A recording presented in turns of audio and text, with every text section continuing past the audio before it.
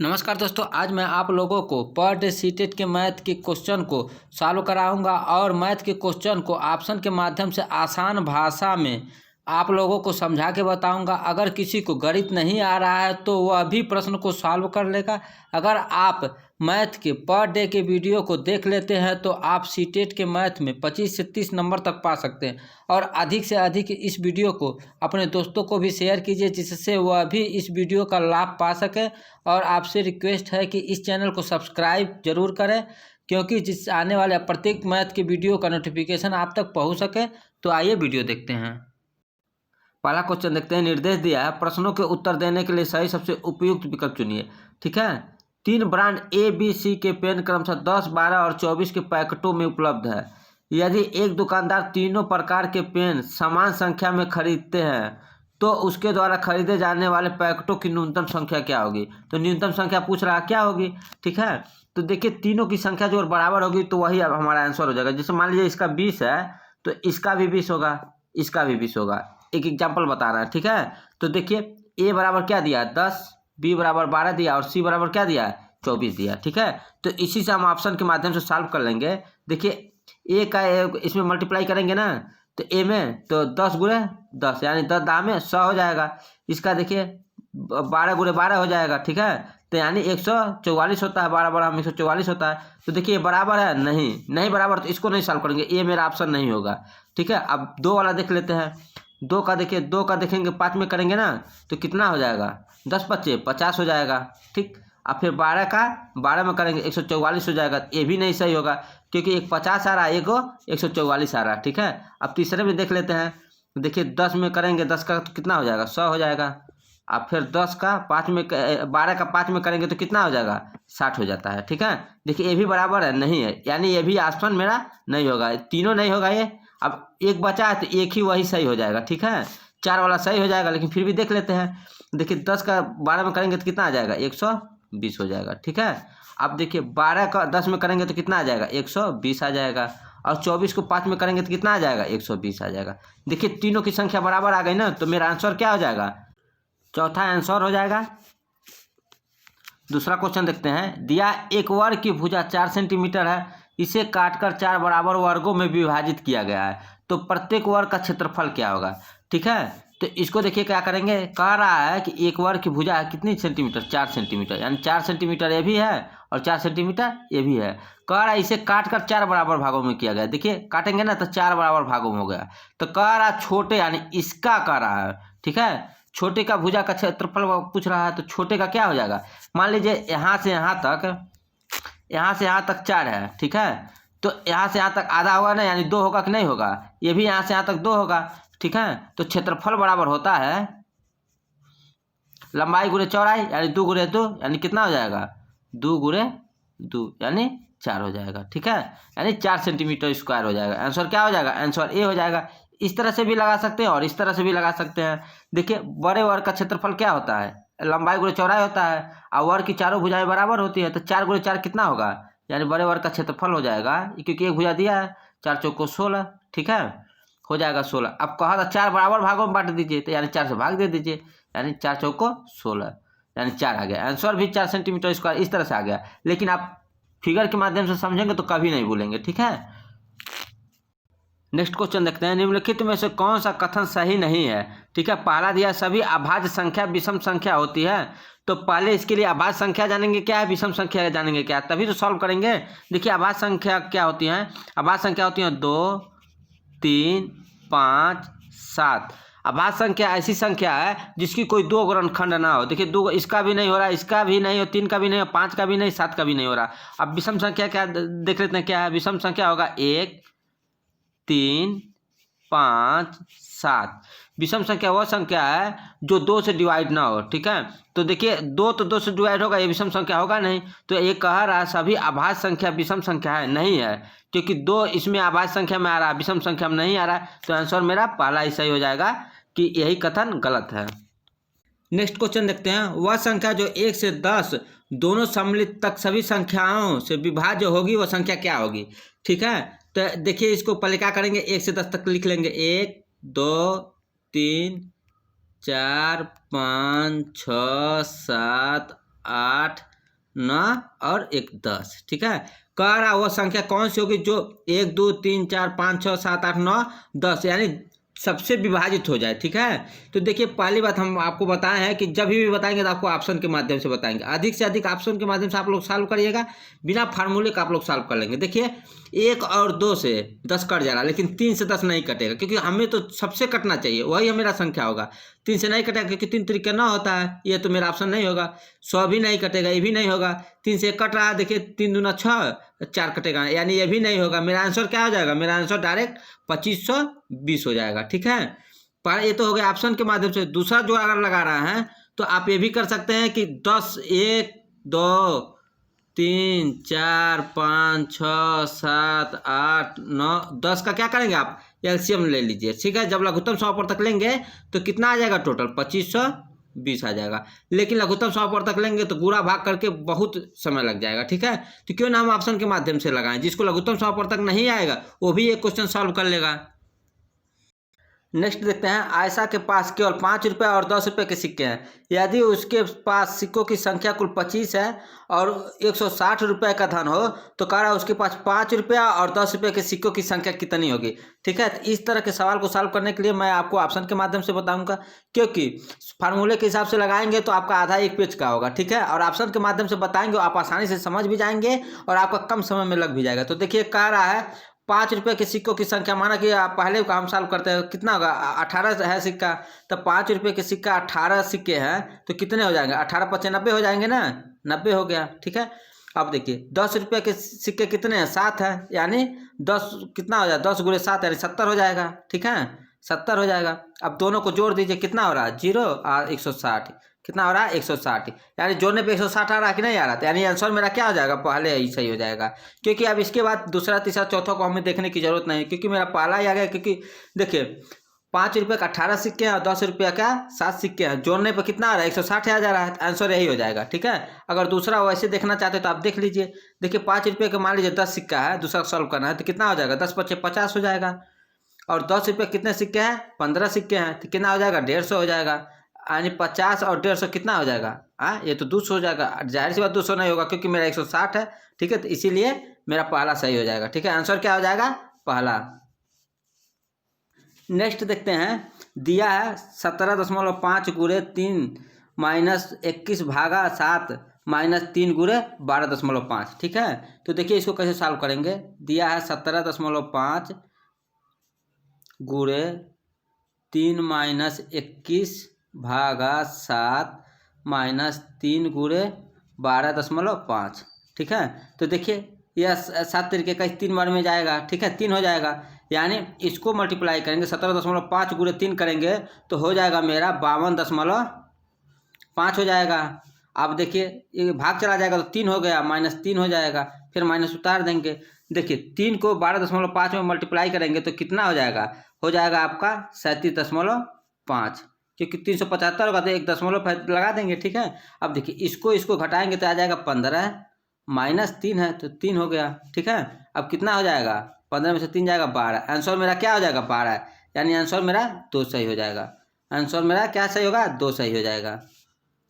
Next question देखते हैं, एक बाग के वृक्ष में नीम के वृक्षों की संख्या 1/6 भाग है, आधे वृक्ष अशोक के हैं और शेष यूकेलिप्टस के हैं। यदि नीम के वृक्षों की संख्या 5 है तो बाग में यूकेलिप्टस की कितनी वृक्ष है? ठीक है, देखिए इस तरह के सवाल को सॉल्व करने के लिए 2 तरीका बता दें, जो आप लोगों को अच्छा लगे वो देखिएगा। ठीक है, कह रहा एक बाग है। ठीक है, एक बाग मिल गया। ठीक है, कह रहा नीम के वृक्षों की संख्या 1/6 है। ठीक है, तो यानी 6 भाग करिए इसका, 1 2 3 4 5 1 6। ठीक है, कह रहा है यह नीम के वृक्षों की संख्या 1/6 है। ठीक है, कह रहा आधे अशोक के वृक्ष है, यानी आधे अशोक के वृक्ष है, यानी आधा कौन सा हो जाएगा? अशोक के वृक्ष हो जाएगा। देखिए आधा अशोक के वृक्ष हो जाएगा, यहाँ से यहाँ तक अशोक का वृक्ष हो जाएगा। ठीक है, क्योंकि आधा 1 2 3 आधा हो जाएगा। और कह रहा है यदि नीम के वृक्षों की संख्या 5 है, यानी कह रहा है 1/6 भाग जो है 5 है। ठीक है, तो कह रहा है तो बाग में यूकेलिप्टस की संख्या ज्ञात करिए। ठीक है, तो देखिए यह 5 है तो जाहिर सी बात 6 भाग हुआ, सभी बराबर बराबर भाग में, ये भी 5 होगा, ये भी 5 होगा, ये भी 5 होगा, ये भी 5 होगा और ये भी 5 होगा। ठीक है, तो देखिए सबका जोड़ेंगे तो 5 5 10 15 15 5 24 50 25 5 6 के 30, यानी टोटल बाग में संख्या कितनी है वृक्षों की, यानी 30 है। ठीक है, तो 30 में जोड़ 5 जाए 15, यानी आधा है, 30 का आधा 15, तो 15 अशोक के हैं तो कितने बचे, 15 बचा ना, 15 बच गया। अब 15 में 5 क्या है, नीम के हैं, तो जब 5 नीम के हैं तो यूकेलिप्टस का कितना हो जाएगा, 10 हो जाएगा। ऐसे भी देख सकते हैं, यानी तो देखिए 5 नीम का हो गया, 15 किसका हो गया, अशोक का वृक्ष हो गया, तो हाई 2 बचा है, यानी 5 दूना 10, 10 क्या हो जाएगा, यूकेलिप्टस के हो जाएगा। ऐसे भी देख लीजिए, एक सब ऐसे भी देख लीजिए। देखिए कह रहा नीम के वृक्षों की संख्या 1/6 है, तो माना बाग में वृक्षों की संख्या x मान लेते हैं, तो 1/6 हो जाएगा, यानी 1/6 x का 1/6 हो जाएगा। ठीक है, 1/6 हो जाएगा, किसके बराबर है, नीम के वृक्षों की संख्या 5 है, यानी 5 के बराबर है।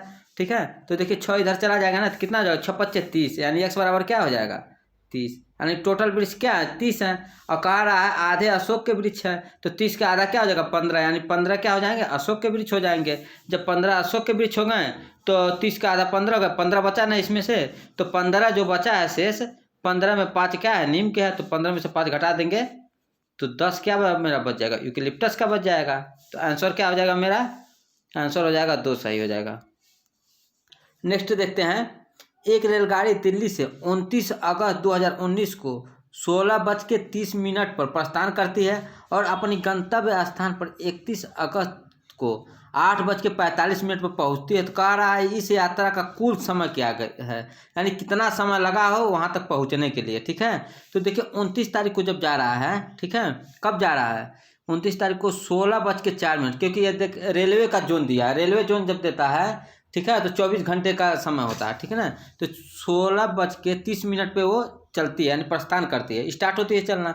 तो कितना हुआ, यानी 24 घंटे में 16 घंटे का निकाल दीजिए, 16 घंटा 30 मिनट, तो कितना हो जाएगा, जानते हैं कितना होगा, 7 घंटा, ये हो जाएगा 7 घंटा 30 मिनट हो जाएगा। ठीक है, और कह रहा है 29 को 31 को पहुंचती है ना, तो 30 को तो पूरा दिन चलेगा, तो 30 को पूरा दिन चलेगा, यानी 24 घंटा ये हो जाएगा।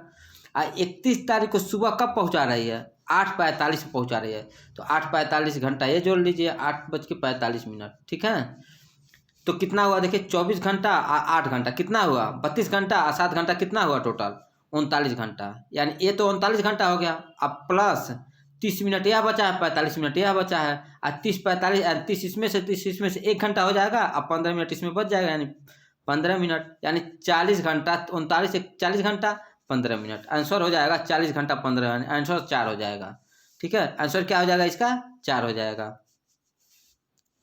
नेक्स्ट क्वेश्चन है, निम्नलिखित में से किसमें लंबाइयों को घटते क्रम में व्यवस्थित किया गया है। ठीक है, तो इसको सॉल्व करने के लिए पहले हम देखेंगे कि 1 मीटर में कितने मिलीमीटर होते हैं, क्योंकि मिलीमीटर दिया है, सेंटीमीटर दिया है और डेसीमीटर दिया है।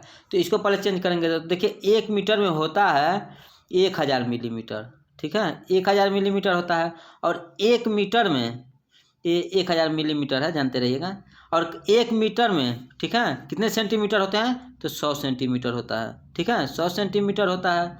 ठीक है, अब 1 मीटर में कितने डेसीमीटर होते हैं, तो ये भी जानिए, 1 मीटर में 10 डेसीमीटर होता है। ठीक है, 10 डेसीमीटर हो गया। ठीक है, अब इसी आधार पर पहले को हम सॉल्व करते हैं। पहले को देखिए, पहला क्या दिया है, पहला दिया है 8500।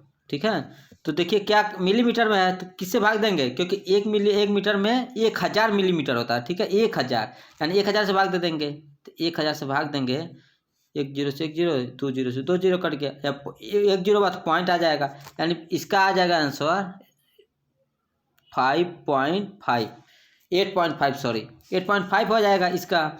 8500 मिलीमीटर का 1.5 मीटर हो जाएगा। ठीक है, मीटर हो गया। अब इसको चेंज करते हैं, यानी यह दिया है 800 सेंटीमीटर, अब प्लस कितना दिया है, 8 मिलीमीटर दिया है। ठीक है, अब सेंटीमीटर देखिए, 1 मीटर में 100 सेंटीमीटर होता है, 100 से भाग दे देंगे।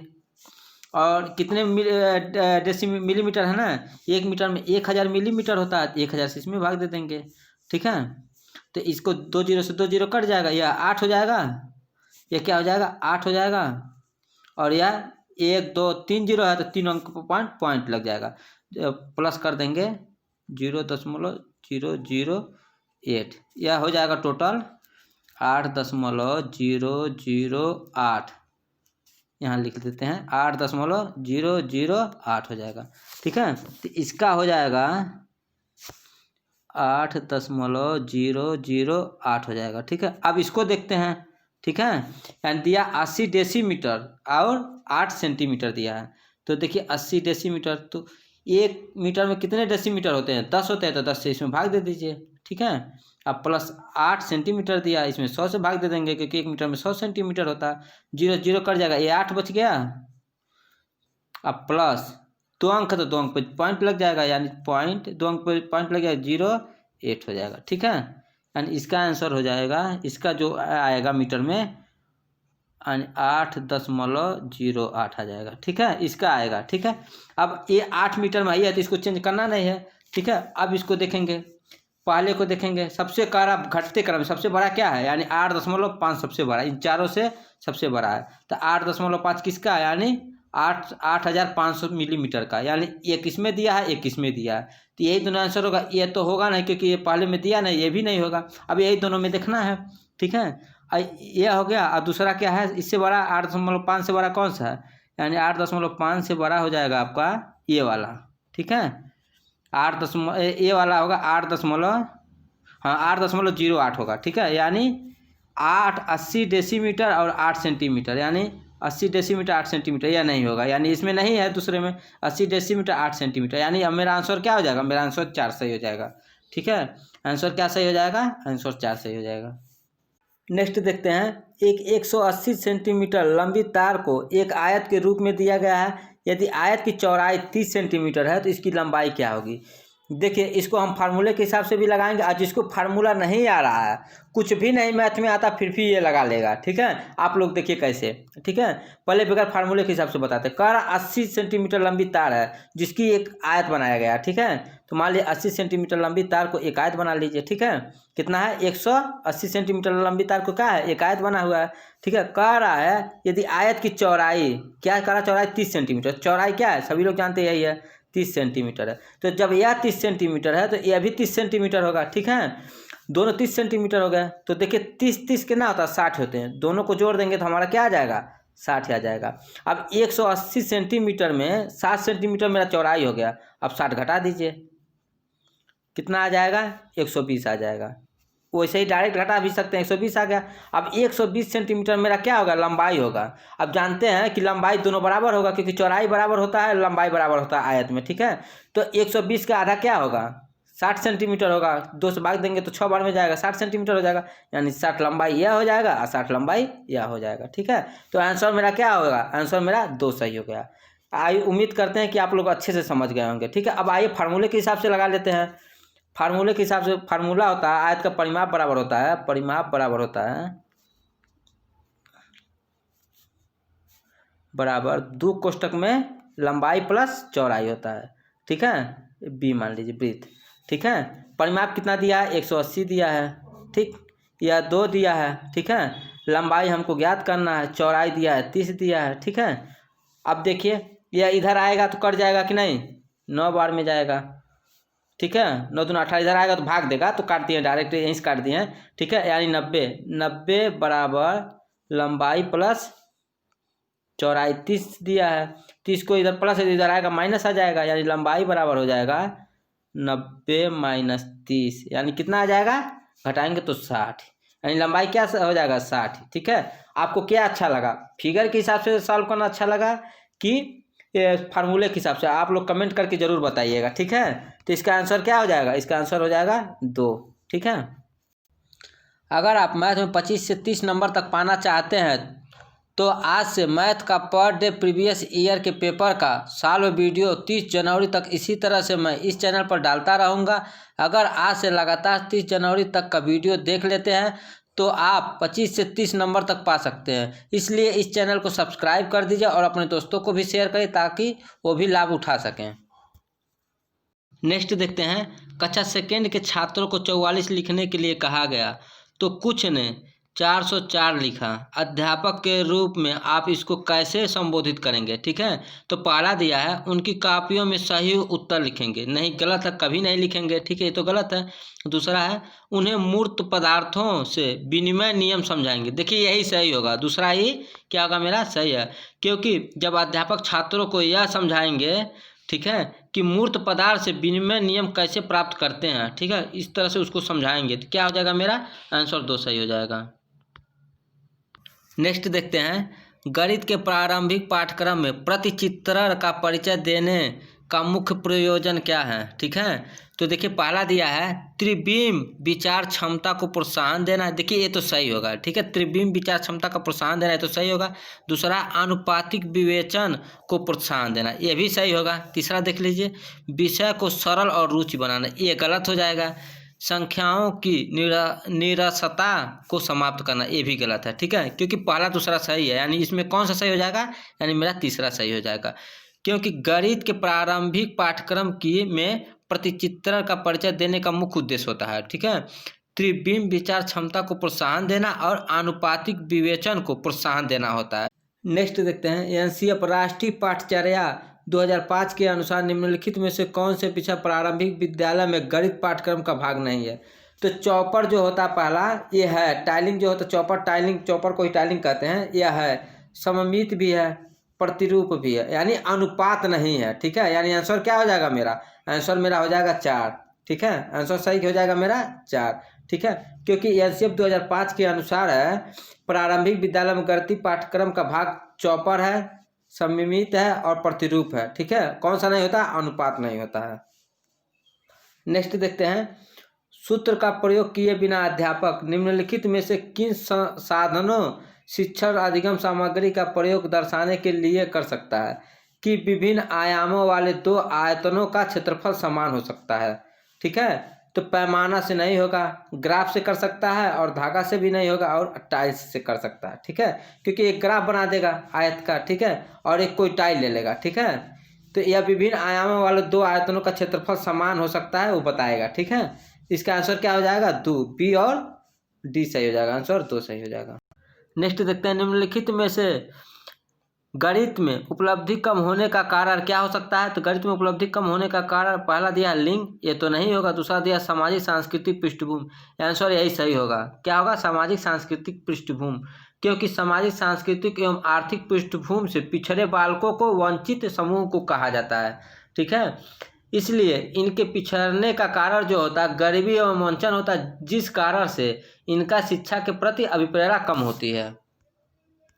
नेक्स्ट देखते हैं समझाने के लिए कि 1/4 1/3 से छोटा है, निम्नलिखित में से कौन सी योजना सबसे अधिक उपयुक्त है? पहला दिया लघुत्तम समापवर्तक विधि का प्रयोग करके, देखिए लघुत्तम समापवर्तक विधि का प्रयोग करके लगाया जा सकता है, लेकिन एकदम छोटे बच्चे हैं तो मान लीजिए लघुत्तम समापवर्तक विधि से कहाँ समझेंगे, वो लघुत्तम समापवर्तक छोटे बच्चे जानेंगे नहीं, ठीक है, तो ये सबसे अधिक उपयुक्त नहीं है। दूसरा दिया कागज की पट्टियों का प्रयोग करके, देखिए कागज की पट्टियों का प्रयोग करके बताया जा सकता है सबसे आसानी से, ठीक है ना, तो यानी आंसर क्या हो जाएगा, आंसर मेरा 2 सही हो जाएगा, ठीक है। देख लीजिए मान लीजिए कोई कागज का टुकड़ा ले लीजिए, ठीक है, समान 2, ठीक है, दोनों समान है, ठीक है, 1/4 यानी इसका 4 भाग कर दीजिए, ठीक है, और 1/3 इसका 3 भाग कर दीजिए। तो बच्चों को पूछिए कि इसमें से कौन सबसे बड़ा है, एक भाग लीजिए, या तो यह एक भाग और या तो यह एक भाग, तो बच्चे सीधा कहेंगे कि ये वाला एक भाग बड़ा है। नेक्स्ट देखते हैं प्रारंभिक कक्षाओं में बच्चों को गणित पढ़ाने के लिए बनाई जाने वाली पाठ्य योजना का निम्नलिखित में से कौन सा अति महत्वपूर्ण पहलू है? पहला है पाठ्य पुस्तक के अनुक्रम का अनुसरण करना, ये तो नहीं होगा। दूसरा गणितीय संकल्पनाओं को रचनात्मक ढंग से प्रस्तुत करना, ये भी नहीं होगा। तीसरा विद्यार्थियों को अवसर देना कि वे संकल्पनाओं की संरचना करें, ठीक है, यही मेरा आंसर क्या हो जाएगा, तीसरा सही हो जाएगा, ठीक है। देखिए विद्यार्थियों को अवसर देना कि वे संकल्पनाओं की संरचना करें प्राथमिक कक्षाओं में बच्चों को गणित पढ़ाने के लिए बनाई जाने वाली पाठ्य योजना का अति महत्वपूर्ण पहलू है। नेक्स्ट देखिए दिया है निम्नलिखित में से किसे संरचनात्मक संरचनावादी गणितीय कक्षा कक्ष का लक्षण नहीं माना जा सकता है? तो इसका आंसर हो जाएगा 3, प्राथमिक स्तर पर आकलन के लिए विषय परक प्रकार का परीक्षा का उपयोग किया जाता है। तो आंसर क्या हो जाएगा इसका? 3 हो जाएगा। नेक्स्ट देखते हैं, निम्नलिखित में से कौन से कथन की सहमत गणित के संरचनात्मक रचनावादी दृष्टिकोण से की जा सकती है? तो देखिए इसका आंसर हो जाएगा 4, मानस दर्शन गणित का महत्वपूर्ण पहलू है। तो आंसर क्या हो जाएगा इसका? 4 हो जाएगा। नेक्स्ट देखते हैं, निम्नलिखित में से कौन सा क्रियाकलाप बच्चों में त्रिविम समझ को विकसित करने के लिए अधिक उपयुक्त है? ठीक है, तो पहला दिया बोतल के ऊपरी पृष्ठ को चित्रित करना। देखिए आंसर पहला ही सही हो जाएगा। ठीक है, देखिए क्या है, क्योंकि ऐसे आकार जो 3 दिशाओं में विस्तारित होते हैं, जैसे बाएं से दाएं, पास से दूर, ऊपर से नीचे, को त्रिविमी आकार को कहते हैं। ठीक है, इसको क्या कहते हैं? त्रिविमी आकार कहते हैं। कौन? बाएं से दाएं, पास से दूर और ऊपर से नीचे को त्रिविमी आकार कहते हैं। ठीक है, तीनों दिशाओं में जो विस्तारित करता है। नेक्स्ट देखते हैं, गणित के अधिगम के संबंध में निम्नलिखित में से क्या सही नहीं है? पहला, गणित में उत्कृष्ट प्रदर्शन की प्रतिभा स्वाभाविक होती है। नहीं, यही नहीं सही। आंसर क्या हो जाएगा? आंसर हो जाएगा 1। नेक्स्ट देखिए, निम्नलिखित शाब्दिक समस्या के प्रकार को पहचानिए। मेरे पास 6 पेंसिल है, मनीष के पास मेरे से 2 अधिक है, तो मनीष के पास कितनी पेंसिल है? तो यह तुलनात्मक जमा हो जाएगा, क्योंकि शाब्दिक समस्या तुलनात्मक जमा से संबंधित समस्या होती है। नेक्स्ट देखते हैं, हिंदू अरबी गणना प्रणाली के लिए निम्नलिखित में से कौन सा सही नहीं है? ठीक है, पूछ रहा सही नहीं है। पहला, एक संख्या में अंक की स्थिति इसका मान बताती है, ये तो सही है। दूसरा देखिए, यह एक योगात्मक प्रकृति का है। ठीक है, यह योगात्मक प्रकृति का है, ये भी सही है। ठीक है, तीसरा देखिए, इसमें आधार 2 की प्रणाली का पालन किया गया है। नहीं, यही गलत है। ठीक है, क्योंकि इसमें आधार 2 की प्रणाली का पालन नहीं किया गया। तो आंसर क्या हो जाएगा? मेरा आंसर 3 हो जाएगा। नेक्स्ट देखते हैं, प्राथमिक स्तर पर ज्यामिति के अध्यापन के लिए वांछनीय प्रक्रिया पहचानिए। वांछनीय प्रक्रिया पहचानने के लिए कह रहा है। ठीक है, तो इसका आंसर तीसरा हो जाएगा, बच्चों को प्रचुर अवसर दिए जाने चाहिए कि वे दिक् स्थान की अंतर्दर्शी समझ को विकसित कर सके। ठीक है, आंसर क्या हो जाएगा? तीसरा सही होगा, क्योंकि देखिए प्राथमिक स्तर पर ज्यामिति के अध्यापन के लिए वांछनीय प्रक्रिया का प्रयोग होता है। ठीक है, और जो विकल्प दिया है, पहला, दूसरा, चौथा, यह जो प्राथमिक स्तर पर ज्यामिति के अध्यापन के लिए अनिवार्य प्रक्रिया होता है। क्या होता है? प्राथमिक स्तर पर ज्यामिति के अध्यापन के लिए यह अनिवार्य प्रक्रिया होता है। नेक्स्ट देखिए, निम्नलिखित में से क्या गणितीय तर्करा का सूचक है? तो गणितीय तर्करा का सूचक होता है गणितीय प्रक्रिया की तर्क संगतता देने की क्षमता होती है। आंसर क्या हो जाएगा? आंसर 2 होगा, क्योंकि गणितीय सत्यता को तर्क के द्वारा स्थापित किया जाता है। नेक्स्ट देखते हैं, सुपर बाजार में सब्जियों की मूल्य सूची दिया गया है, जैसे वस्तु दिया है, मात्रा दिया और मूल्य दिया है। ठीक है, टमाटर 1 किलो 40 रुपये मिलता है, आलू 2 किलो 25 रुपये मिलता है, गाजर 250 ग्राम यानी 1 पाव 20 रुपये मिलता है, लौकी 1 किलो 10 रुपये मिलता है, मिर्चा 100 ग्राम 10 रुपये मिलता है, नींबू 4 नींबू कितने का? 10 रुपये का मिलता है। ठीक है, अब इसी पे सवाल दिया है संजय ने 1/2 kg टमाटर, ठीक है, यानी 1/2 kg यानी आधा kg टमाटर खरीदा, यानी 1 kg का दाम 40 रुपया, तो आधा kg का दाम 20 रुपया। ठीक है, यानी 20 रुपये का टमाटर खरीदा। कह रहा है 1 किलो आलू खरीदा, यानी 2 किलो आलू का दाम 25 रुपया, तो 1 किलो आलू का दाम क्या हो जाएगा? यानी 12 रुपया 50 पैसा, उसका आधा होगा ना। अब कह रहा है आधा किलो गाजर खरीदा, यानी गाजर देखिए पाव भर गाजर का दाम यानी 250 ग्राम, पाव भर 250 ग्राम का पाव भर, पाव भर गाजर का दाम 20 रुपया है। ठीक है, तो आधा किलो गाजर का दाम क्या हो जाएगा? यानी पाव भर का 20 रुपया, फिर पाव भर का 20 रुपया, यानी 40 रुपया हो जाएगा। ये 40 रुपये हो जाएगा। ठीक है, अब दिया है, क्या दिया है? 250 ग्राम मिर्चा खरीदा, यानी पाव भर मिर्चा खरीदा, यानी देखिए 100 ग्राम मिर्ची का दाम 10 रुपये, तो पाव भर मिर्ची का दाम क्या हो गया? यानी 200 ग्राम का 20 रुपया और 250 ग्राम का 10 का आधा 5, यानी 25 रुपये हो जाएगा। अब देखिए कह रहा है नींबू खरीदे, यानी यहाँ देखिए नींबू 6 नींबू दिया है, यहाँ नींबू मिसप्रिंट हो गया है। ठीक है, 6 नींबू की खरीदता है, यानी 4 नींबू का दाम 10 रुपये, तो 6 नींबू का दाम क्या है? तो देखिए आप गांव में जाएंगे, 4 नींबू का दाम 10 रुपया देगा, तो जाहिर सी बात है 2 नींबू का दाम 5 रुपया होगा। ठीक है, खरीदने जाते हैं 2 नींबू का दाम 5 रुपये और 1 नींबू का दाम 2.5 रुपये हो रहा है ना। तो 2 नींबू का दाम 5 रुपया, 6 नींबू का पूछा है तो 6 नींबू का क्या होगा, 5×3 = 15 रुपये हो जाएगा। ठीक है, इसको ऐसे भी लगा सकते हैं, 4 नींबू का दाम 10 रुपया तो 1 नींबू का 10/4, 6 नींबू का पूछ रहे तो गुणे 6। ठीक है, तो हम सिंपल में लगाएं, क्यों हम गुणा भाग करने जाएं। ठीक है, अब इसको काउंट करेंगे टोटल तो कितना आएगा, आ जाएगा ये आपका 112 रुपया 50 पैसा आएगा। पूरा जोड़ने पे आएगा 112 रुपया 50 पैसा आएगा। ठीक है, अब कह रहा है उसने बिल कलर को काउंटर पर 200 रुपये को, ठीक है, नोट दिया, 200 रुपये का नोट दिया, को गलत लिखा है, नोट दिया, तो उससे कितने रुपए वापस मिले। ठीक है, जब 112 रुपये 50 पैसा सामान खरीदा, 200 रुपया वो नोट दिया तो उसे कितना वापस मिलेगा, तब 200 में से घटा दीजिए, 200 में से 112 रुपया 50 पैसा घटा दीजिए, तो टोटल आपका आ जाएगा 87 रुपये 50 पैसे। तो आंसर हो जाएगा क्या, 87 रुपये 50 पैसे। अब देखते हैं आंसर कौन सा सही होगा इसमें, यानी 87 रुपये 50 पैसे, आंसर 2 सही हो जाएगा।